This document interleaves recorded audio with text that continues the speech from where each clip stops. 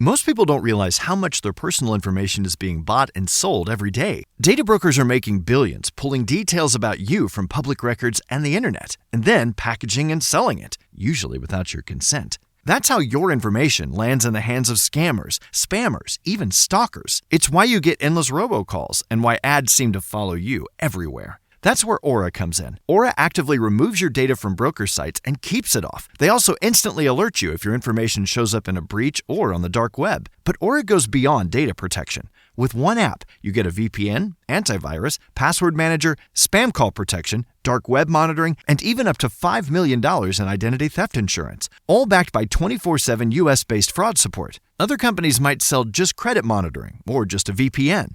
Aura gives you all of it, together, at the same price competitors charge for just one service. Start your free trial today at aura.com/remove. Protect yourself now at aura.com/remove. The following podcast may contain discussions supported by science that may be considered dangerous to some listeners and conspiracy theorists. Discretion is advised. The Three Down Greencast is brought to you by Lucky Bastard Distillers, Saskatchewan's premier distillery, and by the Pile of Bones Brewing Company, brewed in the heart of Regina. Welcome to the Three Down Greencast. You are listening to the internet's only We Told You So podcast. I am Joel Gasson with John Fraser, as usual. Plenty to get to. The Riders, they rebounded from their loss to the Edmonton Elks by defeating the Edmonton Elks 28-26 at Commonwealth Stadium over the weekend to move to 5-2 in the year, and very much make things very interesting in the West Division. Yes. Safe to say a low-key, very important game for the team there. We will get into that. We will get into Tommy Stevens a little bit because he is very quickly becoming the main character in Saskatchewan, at least in a positive sense of things when it comes to the Riders. And we will look ahead to this week's game a little bit as well. Is it a trap game? Maybe. What? Dun, dun. I would say wait till later in the podcast. We will tease you to listen to the rest of the podcast. Which all 7 of you were going to anyways. Probably. We alluded to this a little bit last week. As, of course, we had a little bit more of a serious tone for obvious reasons last week. And thankfully, I guess in a sense, in that time frame, they have not found a cure for the lettuce. In the United States of America, as deadly explosive diarrhea causing lettuce continues to wreak havoc all over the United States, thanks to their complete deregulation of everything and removal of government from everything. Who could have predicted? Who could have thought that would have gone poorly for them? Get rid of the division that literally monitors explosive diarrhea lettuce. And what? There's now explosive diarrhea lettuce. Now, and to be fair, there always was explosive diarrhea lettuce. It was just obviously always contained to simply just Subway. The problem is since then, obviously, the Subway lettuce broke contain. Because I remember, I don't know, this is the world we live in now. I don't know if this is factual or not, but there were some places initially, obviously the jokes were really made, haha, this started at Taco Bell. And then apparently, I guess there was some sort of thought that maybe the lettuce initially sort of happened at Taco Bell. It's like, no, come on, guys. I know we can all make the jokes, and yes, I don't eat Taco Bell. I haven't had Taco Bell in I don't know how long. I haven't had really any fast food tacos in so long. It's just not really a fast food genre that I find that interesting. But Taco Time, though. Taco Time, far superior to Taco Bell. Maybe. I don't know. Couldn't tell you. Again, neither, both, I'm the same way. If I'm going to go to a taco joint, let me go to Amigos, especially when Dave Stadek's in town. But I will say, if you're going fast food taco, give me Taco Time, Canadian company, all day, every day over Taco Bell. Anyway, yes, so maybe there are certain aspects of Taco Bell that make people hit the toilet. I don't know. It's possible. It's obviously a long-standing joke, and there has to be some method to the madness there. Yes. But if we're going to be blaming any fast food companies on this continent for this problem right now, clearly if people are blaming Taco Bell, it's because Subway made the plant. Subway gave the tip that this thing started at Taco Bell, and they're going to start looking into it, even though it was clearly right in front of our eyes all along, as we've been telling you this for years. Well, and again, one of the few universal takes that we've ever had, like if we were engagement farming, as they call it, if we were looking to engage with our listeners. We wouldn't be very good at it. No, we're terrible at it. But the one thing that resonated with everybody was the day we came out and were like, hey, I hate the lettuce at Subway because it makes me poop. And the amount of feedback we got off of that was like, yeah, you're bang on right. There is a lot of... I go to Subway, I get the lettuce, and it makes me poop. And fun fact, a couple Saturdays ago, we had Subway for lunch, and I have wised up to remove the lettuce, or if I'm ordering individually, I get spinach. Whatever reason, spinach doesn't affect me. This time I was too busy, too lazy to remove the lettuce, and oh boy, Joel Gasson, it's still a thing. It's good to know, I guess. Yep. Just so you watch out. So, avoid eating any American lettuce, or as always, avoid the Subway lettuce. And I can't wait for the day that Subway sues us, right? And this is not, I will say, this is not exclusive to just, okay, it must be fast food lettuce, maybe what you're thinking. No. Since Jersey Mike's... I've had lots of lettuce at lots of other fast food places. I've had lots of lettuce at other sub places. Yep. Oh, I get it. You might as well... Here, I've gotten, like, Jersey Mike says you were good, but I'm sure about to say put, like, an entire head of lettuce on their subs. And they're so good! Yeah. So, I've heard Firehouse subs. I have not tried Firehouse They're subs. fine. But They're pretty good, yeah. they all, again, you can get lettuce on the rest of them except for Subway. So, I'm with you. This is my tinfoil hat theory that, yes, someone has been like, hey, Subway, you know, they've had a little bit of bad PR in the past. They're like, hey, let's get some good PR with blaming Taco Bell. Or at least bad PR for someone else, I guess. But I mean, explosive diarrhea is still better than the PR nightmare that Subway became, but... No question. I mean, clearly what happened here, there was a shipment some kind of stock of Subway lettuce that mutated. It got hit by nuclear rays somewhere, like very Spider-Man style, but then it broke contain from the Subway lettuce facility into the sort of natural lettuce supply, and because it was so nuclear, it just got stronger, and that's why it's become, instead of just kind of pooping a lot, it's becoming explosive diarrhea to the point where some people have died. Or it's like antibiotic resistant bacteria. That it's just it's become so powerful because people stop pooping. And the only way for it to survive is to continue re-entering the system by making your guts die. So, are we dealing with a sentient virus attached to Subway lettuce that has now crossed over to everything else? Is this actually an alien invasion, Joel Gasson? Maybe.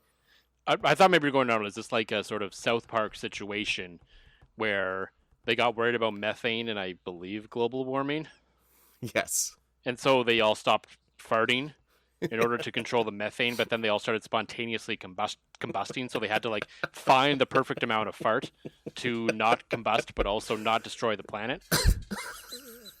So now with the lettuce, we're trying to find the right amount of lettuce for the human consumption to create enough poop that this thing doesn't multiply and get stronger, but also doesn't kill everybody.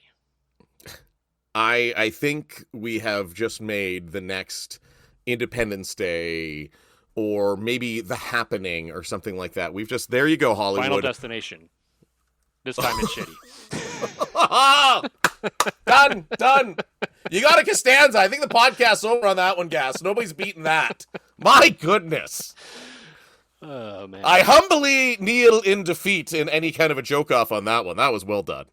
Yeah. I'm pretty proud of that one. And look at me making a cultural reference to a movie I haven't even watched, but I'm aware of exists. So there we go.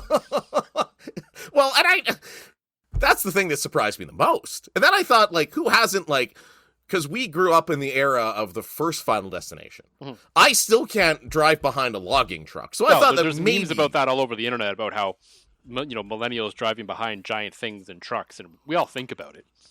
Right, we all think but about I thought... it because of those movies. Right, and I thought that maybe you had actually sat down and watched the movie at some point. God, no. I don't think so anyway. I can't remember, but I don't think I've watched it. Not purposely anyway. Maybe at some point I was somewhere and it happened to be on. I can't confirm or deny that, but no, I haven't purposefully sat down and watched it, no. Well, and I haven't purposely sat down and watched the new one, but I feel like I want to now, inspired by this conversation. Well, maybe there's some lettuce in it. I don't know. Could you imagine? Oh, foreshadowing man. the next one. There's we go. There's one scene in there in that movie where, some guy's on the toilet, and that's foreshadowing the next one. That's how he goes. That'd be a real shitty way to go. Oh. And I don't even mean that in like I obviously meant to have the pun, but also like in actuality, like that'd be a very bad way to go. Yeah, it would not be a peaceful way to go. But it's like, I also feel like it might be the most likely way that I go one day, so. Oh, it's that or Bryce just overpowers you way too much, one or the other. I mean, I haven't slept on any bathroom floors or napped on any bathroom floors since the last time I saw Bryce, so. Yeah. That's so I'm a little upward progression for John Fraser. Good to know. Right. No, that was like a low point. I had, in fairness, I don't think I had slept on any bathroom floors from the time I was in college to that day. And yeah, that was like, oh, this is why I don't do this anymore. So I am a little concernicist as we approach. We are just weeks away from the Stagneck Invitational, and I know our plan is after the social, we are going to see the newly married Mr. Bryce Perkins, not the Bombers' third-string quarterback. But, yeah, I feel like I need to condition my liver and be prepared this time. However, it's on your home turf, not his this time, so I feel like there's a little bit less liquor in your house than his. Yeah, I mean, probably. But, I mean, he also is capable of bringing stuff, so. But he will have to work TSN the next day, so I think he's talked about how he has to behave himself, but I guess there's no promises of what he may do to the rest of us, so. And that's fair, because you and I will both be at our final destination for the night. Mm-hmm. That's what they call a circle. Yeah, the Riders and Elks, they went full circle as both teams have a win against each other right now as the Riders beat the Elks over the weekend. We will talk about that and a whole bunch more, but as always, John, for Lucky Bastard Distillers, what is in the glass this week? I'm going with a two-fisted tribute to the aforementioned Mr. Bryce Perkins. Congratulations, Bryce and Hannah, getting hitched last weekend in Brandon, which is why this is not releasing until a Wednesday. You were still in recovery mode. In fairness, yesterday was something like your daughter's birthday or something. I don't know.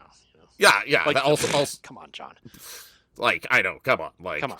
I know. Maya's birthday yesterday, which I learned a hard lesson at that, actually. A hard lesson at a family birthday party for a 5-year-old. So, speaking of unmarked bottles and liquor, I can't eat ice cream. So what I do is they got Maya an ice cream cake, and we're over at Don and Bonnie's, and I said, okay, well, instead of having ice cream cake, I'm going to go have myself a drink. A sweet drink. Captain Morgan's spiced rum, to be specific. Did you know they make that in 50 proof or 100 proof now? No. Yeah, and all it is a sticker on the bottle, so it's like, I'm sipping and I'm like, oh, this seems really strong even for me. And I'm like, I had a few of those, and I was like, I'm getting home, and I'm like, oh my God, like, what happened? Like, how is this possible? I should not be this hammered. Turns out the little sticker on the bottle says 100 proof instead of the normal 40% booze. Instead, it was over 50. So, learned myself a valuable lesson about Captain Morgan rums at a 5-year-old's birthday party. Yes, I'm a degenerate. Speaking of degeneracy, my double fist in honor of Bryce. Glass of vodka and lemon, big surprise. And then, of course, a Saskatoon berry iced tea. As there's two things that make me think of Bryce Perkins. Well, three things. One being Bombers quarterback Bryce Perkins. 2 being heavy pours. And 3, Saskatoon berry iced teas. Congratulations, my friend. Yeah, a few of those were flowing over the weekend. For me, I guess, we stopped at Blackweed Brewing while we were in Brandon, Manitoba. Oh, neat. Yep. Fun little tap room there. Not a whole lot going on there. Very straightforward, but the beer is pretty solid. One of Bryce's favorite there. They have another one, too, called Section 6, which I happen to have one of their beers at one of the bars we went to. It was a brown ale. It was delicious. But this is Blackweed Brewing's Blue Hills Brew. It's a blueberry ale, 6.8%. Kind of like our friends at Lake of the Woods, but I think a little bit lighter. But in terms of flavor, but still pretty delicious and a good summer brew for sure. Yeah, 100%. Can't go wrong with a blueberry ale in the summer. Goodness knows I've had my fair share between Lake of the Woods, and TransCanada Brewing does also a very good one. Speaking of Manitoba, good beers. Yeah, I also happened at work last week. I bought our last mix packs of Lake of the Woods because I've decided I wasn't going to bring them back at least for a little bit. So there's only one left. So I'm like, well, I'm going to buy it. And there's currently some in my fridge, including some Forbidden Lake. So there you go. Okay, so I'm gonna need one of those to survive till the Saturday stat night. Well, I still have the singles of the blueberry, so I can get those, no problem. Fantastic. Yes. I will heavily drink them then. Absolutely. I think some Rider fans are probably heavily drinking in celebration on Saturday as the Riders beat the Edmonton Elks 28-26 at Commonwealth Stadium. Moved to 5-2 on the season. I think more importantly, kind of keep the Elks within striking distance. Yes. In the West Division, because the way things were looking out, had the Edmonton Elks won that game, they would have moved to 7-1 and the Riders would have been 4-3. And at that point, the Riders are suddenly in a bit of a dogfight with the Calgary Stampeders, who are now 4-4 on the year, sort of for that second, third spot. And the Elks, not that it would have been locked up by any stretch of the imagination, certainly would have had a pretty strong stranglehold on that first place spot in the West Division and a good chance of hosting the West Final. But instead, the Riders found a way to win what turned out to be a very good football game. And I think a very good football game in a way that was different than the week before. Last week, we obviously talked about how much we love that chaos of the game here in Edmonton, here in Regina, as both teams are trading long bombs, and it was offense.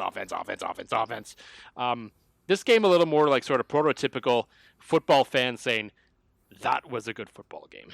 Oh, certainly. You had punches back and forth. Started with like an electric, almost taking it to the house return. I thought the chaos was going to come back, but absolute massive victory. Like you said, it completely.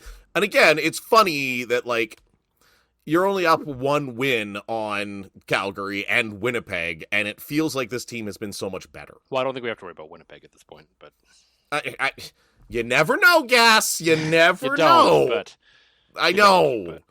I haven't. I know I will begrudgingly say it to you, and I don't disagree with you when you text me about it, but I haven't fully accepted that we suck again. Okay? It's like we have to play in Edmonton against Montreal, and then the back-to-back against Sask. That's going to be an ugly stretch for my Bombers, so until now, just give me the delusion that we might not fully suck, okay? I'll give you Calgary, though. Like that is a team that still very easily could sneak into this picture. There's no question about it. Oh, certainly. Like the West is once again gonna be a dog fight, while the East is just gonna be a joke. So, I mean, at this point, BC could theoretically catch Winnipeg for the crossover spot. Oh, yeah, especially after that game last weekend. Yeah. No, certainly, right? But I think this is huge. Again, you're not letting them get too up on you in the season series. Right? You're not letting them pull more than 2 games ahead of you in terms of the standings, or 2 points, I guess, if you want to use that. Yeah. Gross. Hate it. Get rid of that, please. Especially now there's no ties. Why do we still use points in the stand? I'm looking at the standings right now. I don't know why they didn't get rid of that as soon as they got rid of ties. I don't know. Yeah. It's one of those things that's always bothered me, and it's like very, and You'll probably remember this. This is a little inside baseball for people on radio. You could always tell when, like, the Canadian press would send somebody that knew nothing about the CFL to cover a game, because in the stuff coming from the newswire, it would talk about the points. Yeah. Like, it's like, and not like the points of the game, but the points of the standings. Like, yeah, Edmonton picked up 2 points of the standings. No, nobody says that. Nobody in football says that. No, that's a very, and that's only a very Canadian sort of topic because of hockey. Right, certainly. And there we go. There is your inside baseball to things I hated in my radio career for today. But I loved, again... We may have a new segment on our hands. What did John hate about his radio career? We could probably go, I bet you, a solid 2 years before I'd run out of things. Mm. Because we could start with the radio career in general, and then about things that I hated my time at SAS Student Media Group. Yes. Now, again, in defense of them, a lot of those people are gone now. They've moved on from the company. So, yeah, there's that. But either way, speaking of good performances of radio guys, the thing I love about, and maybe this is just because he's my PA announcer bro crush and a friend of the program here, Graham Mosselman, the public address announcer for the Edmonton Elks. Mm-hmm. Love hearing him on the TV, as I feel like the TSN mics pick up the PA announcer in stadiums better, in football, better than just about anything else. Yeah, probably because it's a larger stadium, so there's just more sound to begin 100%. with, I guess. A little bit of a tangent. I just got to say Chris Hodges is absolutely killing it as the Riders Yes. PA guy now. Like, absolutely killing it. Such a massive upgrade they made there this year. Like, not even close. I see, and I haven't been to a game yet, and I'm looking forward to it. Like, is he bringing more energy? Does it feel less like a guy doing an ad read It after every sounds single? like a very professional broadcaster doing it because that's who Chris Hodges was. So Fantastic. That's I cannot wait to hear Chris when I do make it down for a game, because again, ironically, coming down for the Stadneck, but leaving the day of the Labor Day game. as you would do. 100%. I mean, hey, that's one way to make sure that highway heading north to Saskatoon is damn empty. Yeah. There ain't going to be a cop going that way. So my Cherokee might set some new land speed records that morning. A guy who's not setting land speed records, but has certainly seen lots of action on the land lately is, of course, Riders, quote, quarterback, end quote, Tommy Stevens. Well done.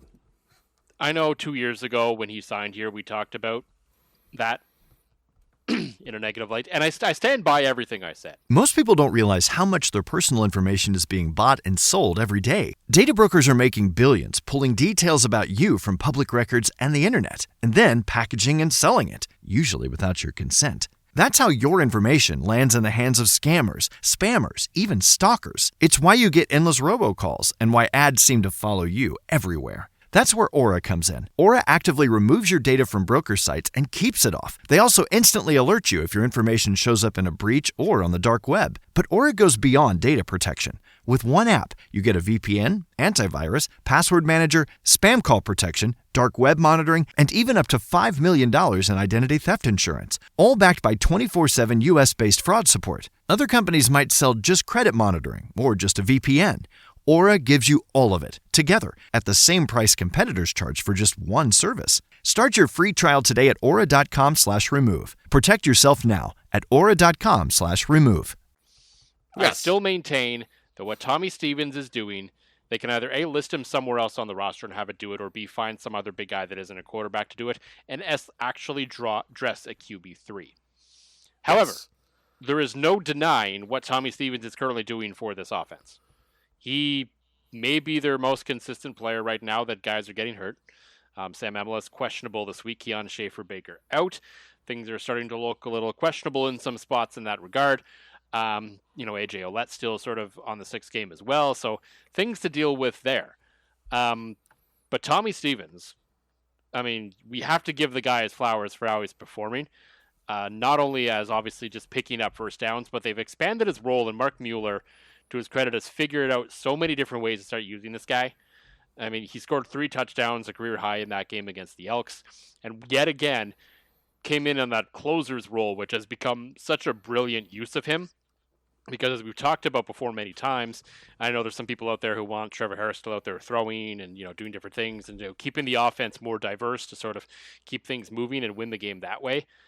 But when you're down to 2.5 minutes, just hold the ball as long as you can, and it's working. Tommy Stevens keeps doing it. Thomas Bertrand-Hudon gets on the field. You run him right in front of Tommy Stevens, and unless Tommy Stevens gets hurt like he did a little bit in that game, nobody's really stopping him.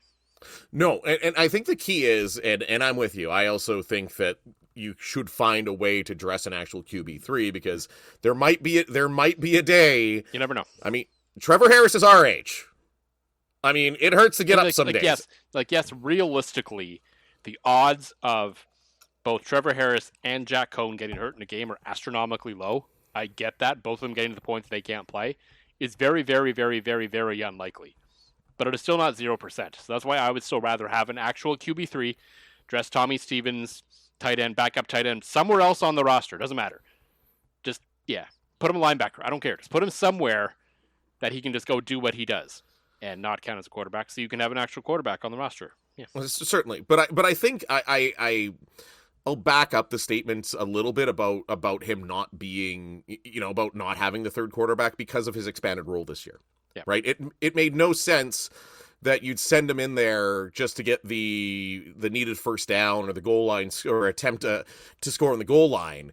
Now it's like, okay, you're going out there to finish this off. You're going out there to hold on to the ball. You're basically taking a running back with a fresh set of legs. Like, I would love to see what Tommy Stevens could do as a running back in this league. Apparently he was a running back at one point in his life, which sort of makes sense. All the way to high school. Yeah, which is why it makes sense. He's actually good at finding the lanes and doing that sort of thing. Right. So you have a running back, a quarterback that used to be a running back that gets it. He's a big, strong guy.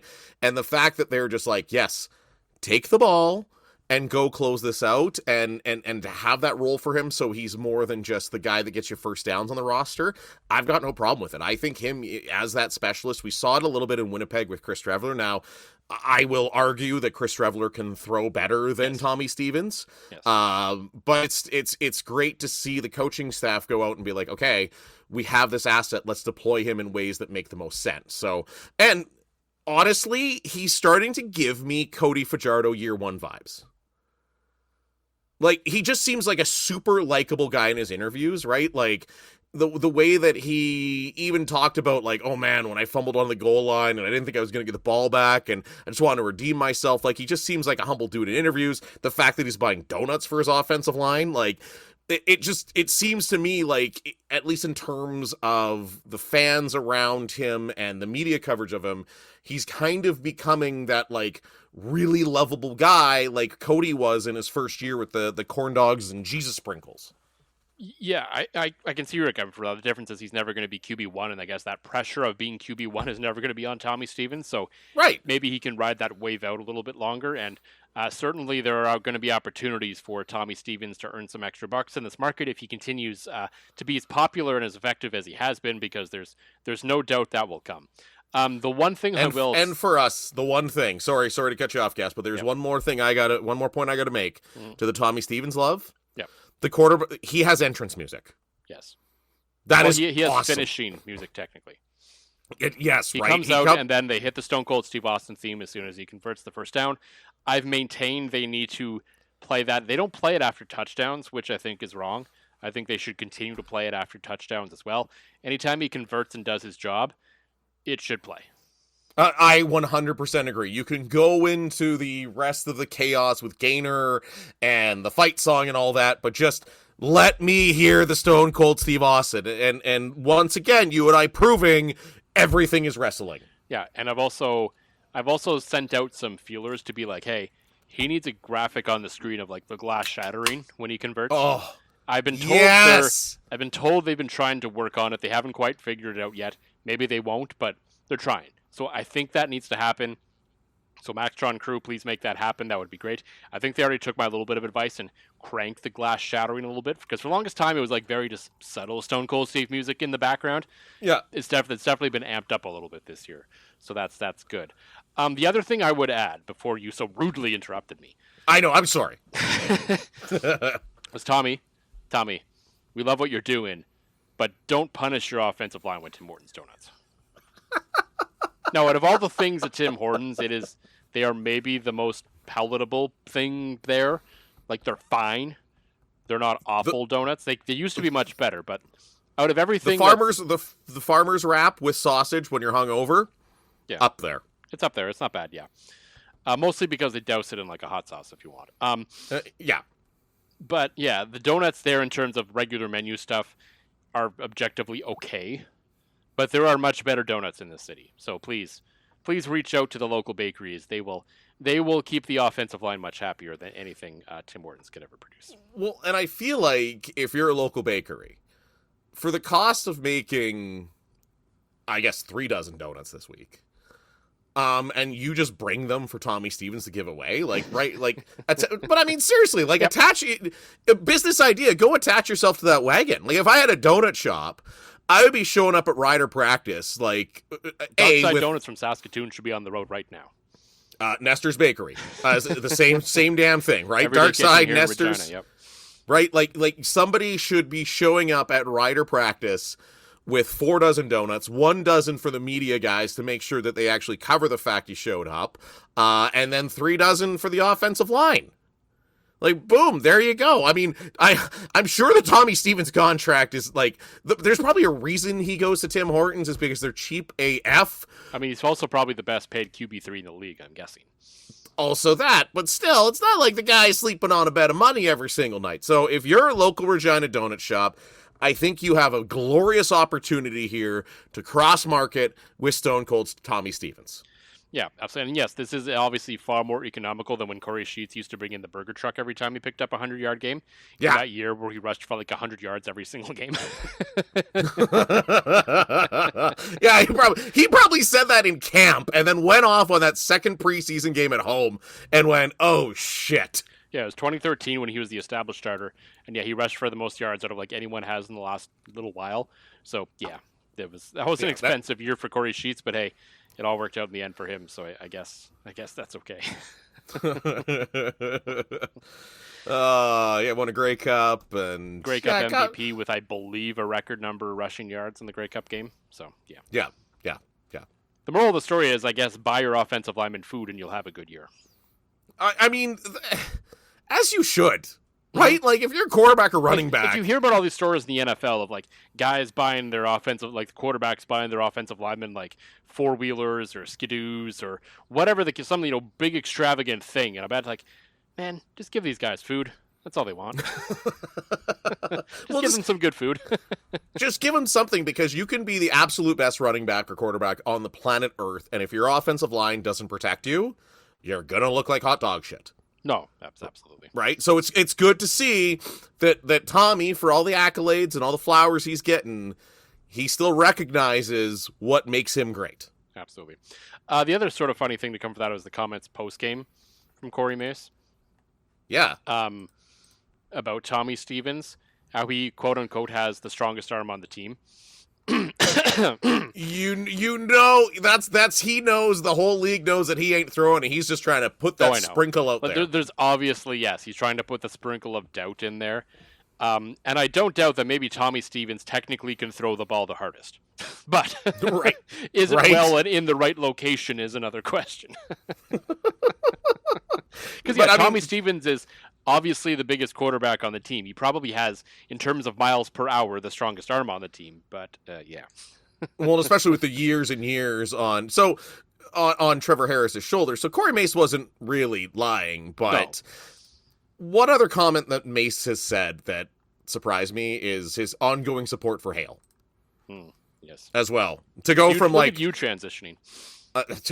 Once in a while, I got to do it, right? I mean, it's mostly because I just clicked back on a 3-Down Nation and saw that there, and I was like, oh, this would be a great time to take the ball and run with it. Like Tommy Stevens does. Like, how can you support Alex Hale? How? As we go from probably the most loved guy in Saskatchewan right now to the most hated guy in Saskatchewan. Yeah. Like, you can't tell me you can't find a better kicking option someplace. No, Jonathan Kim is literally still out there. Like, he was great in camp, didn't miss a single kick, and he's out there. You could sign him tomorrow. He knows where the stadium is. Right. Like, this isn't right. This isn't some guy who's never been here before. Like, a lot of the talk was like before, jokingly, among some of the media people, was like, oh, it's hard to kick towards Pill Country and all that. Well, he's missing on the road too now. So at a certain point here, we got to call a spade here. And yes, Brett Lowther struggled a lot last year. You know what the difference is? Brett Lowther had a long career before him where we knew he was a good kicker. We've seen him break out of spells before and figure it out. And you knew at the end of the day, likely Brett Lowther was going to be there when you needed him. He wasn't really last year. It didn't cost them. Thankfully, the Riders, for their sake, still won the Grey Cup. Yes. Alex Hale doesn't get that benefit of the doubt because he doesn't have the body of work. He hasn't been an 85% kicker basically anywhere. Why do you expect this to suddenly start happening here? If he was 85% for the last couple of years somewhere in his life, and he's just kind of struggling right now, sure, okay. Maybe he'll kick his way out of this. Especially if he was an 85% kicker for his team, this team for the last few years, you'd be like, okay, he's struggling right now. I can see why the team still believes in him, though. There is absolutely no reason for them to continue to believe in this guy. None. He has there's no history. There's no record of success. There's nothing. Cut bait. Find anyone. There was some girl we saw on the internet kicking better than him this week. and I'm sure. And I don't mean that as any offense to female kickers, obviously. But it's just that's what went viral this week. Yeah. We saw that. I saw that on Instagram and sent that to you and some other people. I was like, look at this. Yes. I was like, this kid's, and it was a kid. That's why it's like, this kid's better than Alex Hale already. Right. Bring her in. Why not? Give her a shot. Like, have an open tryout at this point. Like, I'm sure there's a couple retired Huskies. One guy, because everything's wrestling, I would say don't bring in is Cody Rhodes. I don't know if you saw his attempt at Fanatics Fest or whatever it was in New York City. Whew. Cody Rhodes is a very good professional wrestler. I don't think he's a very good athlete. We'll leave it that way. The thing maybe went 2 yards. Kind of like the kickoff you were telling me about that I missed, that Alex Hale, that you had a minute that I think you just about would have drove from Brandon to Edmonton and yarded the guy yourself after that kickoff was missed. Well, he missed the field goal, but then the kickoff was just a funny thing that happened. And it was ironically maybe the most interesting thing to happen to Alex Hale this year. After they scored the touchdown to get the 28 points, he's running to do the kickoff, and he's generally been fine at kickoffs. He gets the ball deep enough, all that. And all of a sudden, it just kind of kicks, and like the TS sending the camera angles using the cable cam from behind. All of a sudden, I just see this little pop fly. I'm like, oh my God, you gotta be kidding me. He sucks at this too now? Come on. But then I also heard the whistle blow. I was like, oh, okay. And they show the replay, and this is actually mildly impressive how decently he kicked this thing. The ball falls off the tee in the wind, and it's just kind of laying there. I think, and as he managed to get under it enough to actually kick it up in the air and have it go about 20 yards or something. and the irony of it all is because, again, you were at Bryce's wedding in Brandon. I didn't see it. And, yes. And this, I meant to bring this up earlier just to sort of full transparency. Yes, I was at the wedding in Brandon on the weekend. That was on Saturday. I was literally in the wedding party. So not much. I did not see the game at all on Saturday.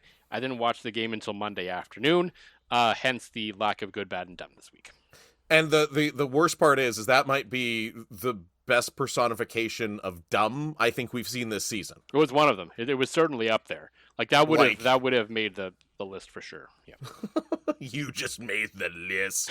But no, I'm with you. Like they need to be finding somebody now, and maybe the fact that, because they were breaking the professional sports rule that you only have so many guys with the last name Johnson on your team. Maybe they can, maybe they can go out and find an American guy and just now down to me, just find find somebody local that qualifies as a global to run them down there on special teams.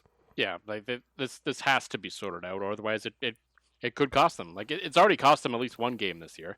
They would have been up more. They would have had a far more comfortable end to that game had he missed the one that he missed in that game. Like you can't have a kicker just missing at least one kick every single game. Yeah, certainly. Because again, they probably beat Edmonton last week, and you're suddenly not worried. You don't need your defense to go murder Cody Fajardo so there's no sprinkles of Jesus at the end of that one, like they did to finish that one off. No, and maybe the kicker could cost them in a game that they probably should win coming up as well, as they will play the Red Blacks on Friday evening at Mosaic Stadium. The Red Blacks are, of course, still winless on the year. They've changed defensive coordinators. They got rid of Geno Lewis. They've gotten rid of some other pieces as well. So they look to be potentially a very motivated group coming into this game. The Riders coming off a couple of, very emotional games against the Edmonton Elks. Some guys are starting to get banged up. Some key players, Roland Milligan. Corey Mace is saying, he's not saying much, but he sort of hinted that we may not see him again this year. Yes. And, Kean Schaefer-Baker, it might be out. Samuel Amelis might be out. And you're just like, okay, I mean, all signs point to, the dreaded trap game. This could be one of them for this team. We've seen this happen to this team before. Oh my goodness. Well, especially too, like you said, you just played after that game, I just wanted to watch Edmonton and Saskatchewan play for the rest of the season. Yeah. Both games, we'll get it one more time. Now it's the very last game of the regular season, so hopefully it still means something by then.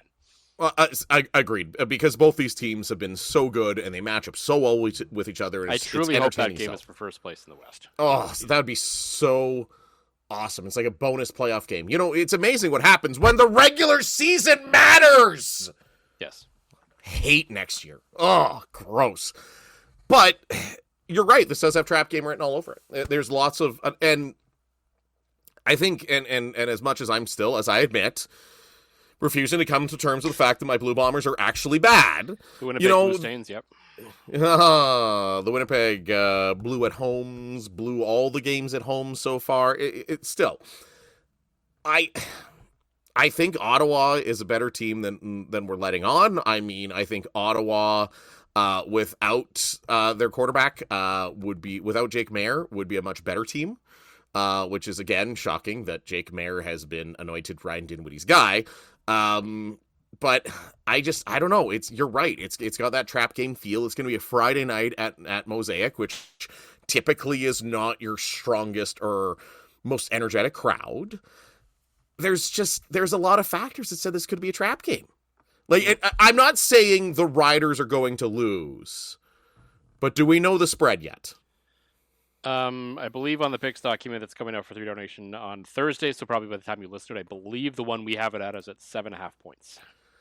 I think Ottawa covers. Yeah, that's what I took. Whatever it was, I took Ottawa to cover. I took the Riders to win. I think they'll find a way to win, but it's probably very easily could be one of those typical, they found a way to win, that was ugly, against a team they should just blow the doors off. No, 100%. Like, this should be guaranteed win night at New Mosaic. It should be, having a great time. But yeah, I just feel like, or Ryan Dinwiddie's reign of terror continues and him firing a defensive coordinator is going to make them look even worse. So I don't know which way it's going to go, but I'm feeling potential trap game. I think Ottawa covers, despite the fact that Hale probably misses 5 field goals. Yeah, I mean, it's possible. And those, and those are the type of games you need your kicker to come up big. Because if you're blowing a team out, it means you're probably scoring a bunch of touchdowns. The close games are you're kicking some field goals, so you're going to need that guy to make some kicks. And that's where I think this may be headed. And it would be almost poetic in a sense if they lost because Alex Hale missed some kicks to the worst team in the league. Is Brett Lowther healthy again? Because I was going to say, if I haven't seen yet, I don't know. I don't think he is, though. Which is a shame, because to me, the ultimate justice would be Brett Lowther coming back. He's not missed this season and not missing in his return to Regina, while Alex Hale continues to look like a non-Canadian version of Alexis Cerna. Most people don't realize how much their personal information is being bought and sold every day. Data brokers are making billions, pulling details about you from public records and the internet, and then packaging and selling it, usually without your consent. That's how your information lands in the hands of scammers, spammers, even stalkers. It's why you get endless robocalls and why ads seem to follow you everywhere. That's where Aura comes in. Aura actively removes your data from broker sites and keeps it off. They also instantly alert you if your information shows up in a breach or on the dark web. But Aura goes beyond data protection. With one app, you get a VPN, antivirus, password manager, spam call protection, dark web monitoring, and even up to $5 million in identity theft insurance, all backed by 24/7 US-based fraud support. Other companies might sell just credit monitoring or just a VPN. Aura gives you all of it, together, at the same price competitors charge for just one service. Start your free trial today at aura.com/remove. Protect yourself now at aura.com/remove.